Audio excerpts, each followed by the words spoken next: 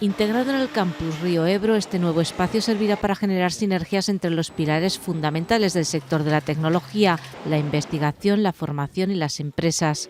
Va a dar un caldo de cultivo fantástico pues para crear empresas, las startups que son tan necesarias en la tecnología.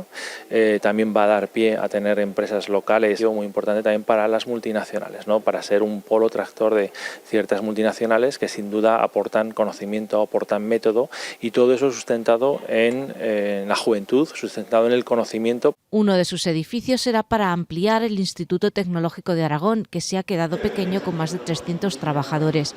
Albergará un laboratorio para colaborar con las empresas que deseen incorporar la innovación en sus cadenas de producción. A eso se dedican desde hace 40 años y con este proyecto ven un largo futuro por delante. Que vengan empresas que estén aquí nos ayuda, ¿no? Nos facilita esa colaboración, que estemos cerca, pues al final anima, ¿no?, a las empresas a innovar, y luego con todas las inversiones que han venido en centros de datos, pues va a llegar cada vez más, ¿no?, también la inteligencia artificial, gemelos digitales. Bajo el nombre de Distrito Aragonés de Tecnología Alierta, pretende duplicar el impacto económico del sector tecnológico en la comunidad, actualmente situado en el 3% del PIB.